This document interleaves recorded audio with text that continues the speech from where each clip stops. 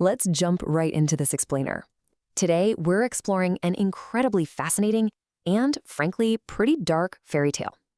Even if you're usually a skeptic when it comes to deep psychological metaphors, stick with me here, because we are mapping out the heavy architecture of your own internal guilt. I'll be stepping into the shoes of our main character, the Pale Inquisitor, to really bring this to life.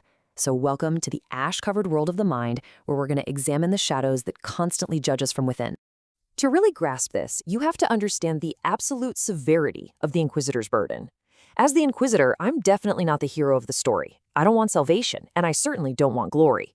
Actually, I treat my very own existence as a persistent transgression. I am literally a martyr for my law. My entire purpose is to be a sacrificial vessel, hollowing myself out for a completely rigid, righteous decree. I demand utter perfection from you, and I will happily erase my own desires, my history, the whole shebang, just to enforce it. So let's start at the beginning. Act 1, the Necrotic Gatekeeper. In psychological terms, the Inquisitor is what we'd call a necrotic superego. Picture a spectral judge living inside your head. I am stationed at this place called the Shattered Gate, and I function exactly like a giant magnet. But, and here's the kicker, I don't attract joy or pride or any of your wins. Nope, I exist exclusively to attract the heavy, jagged debris of human failure and the damp ink of regret. I literally thrive on your missteps. To really see how I weaponize my own emptiness to serve this law, we need to look at 3 specific parables of my grim martyrdom. We've got the Shroud of Ancestral Debt, the Ledger of Forbidden Hunger, and the Altar of the Holy Mirror. These are the brutal, incredibly calculated steps I take to force total silence onto your soul. Moving right along to Act 2, the Shroud of Ancestral Debt. Now, you'd logically think a gatekeeper wears armor to, protect themselves against enemies. Well, scratch that. My armor is actually a penitential garment. Every single iron plate is intricately etched with the sins of failed ancestors. It offers absolutely zero protection.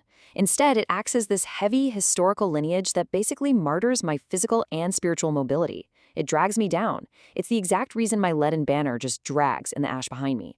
The spirit of the man carrying it has been intentionally crushed by the immense weight of the past.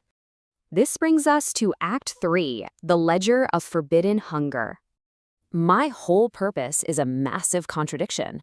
On one side, you have the chaotic noise. That's your disharmonious desires, your forbidden impulses, basically the messy, flawed reality of just being a living, breathing human. On the other side is my ultimate goal, purification through subtraction. I want to edit your spirit down until there's nothing left but a single blank page. I'll sacrifice any shot at personal joy just to rigidly enforce this extreme level of purity.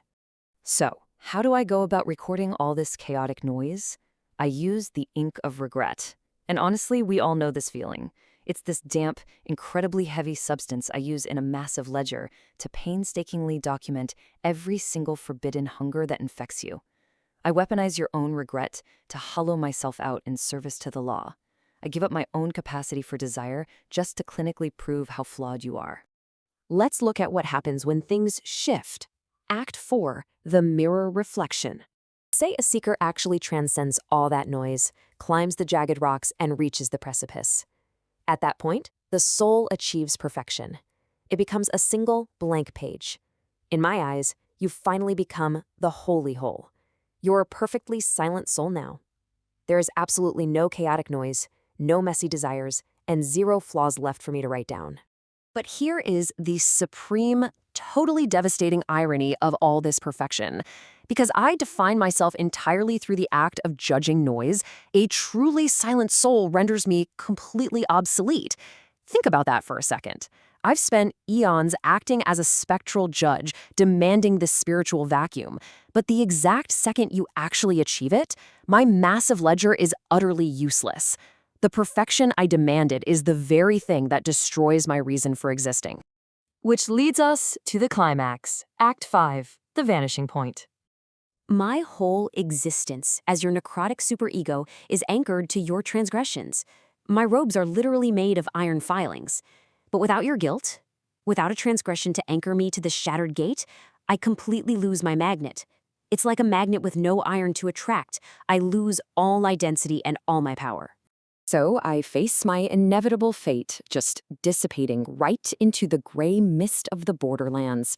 And this reveals the most profound truth about our internal judge. I was never a cosmic constant. I wasn't some unavoidable law of the universe. I was only ever as real and as heavy as your own internal sense of guilt. Without your chaotic noise, I am literally nothing but fog. Finally, Act 6, The Accidental Saint. As the architecture of the iron bridge dissolves and I start to fade, I look upon your erased soul. But I don't see an enemy I need to crush with the iron-thorned briars of the wild verdant. No. Seeing this total vacuum of individuality, I actually recognize you as my only equal. You perfectly mirror the honest purity that I've always attributed to the divine architect, the Black Knight. And here is the beautiful paradox of how our journey ends. Rather than attacking, I simply step aside. The ultimate spiritual vacuum has finally been achieved. By hitting this terminal point of perfectionism, both the seeker and the judge find the exact same clean nothingness. By stepping aside, I become an accidental saint, letting the spectral bell toll one last time for a law that has absolutely no noise left to silence. We've crossed the iron bridge, and I want to leave you with a really provocative question to chew on. If your internal judge finally vanishes into the mist, what is actually left of you? We spend so much of our lives defining ourselves by our failures, our ancestral debts, and the heavy armor of our guilt. But if that necrotic superego is finally obsolete, who are you in the silence? Thank you for exploring this dark fairy tale with me. Take that blank page and decide what comes next.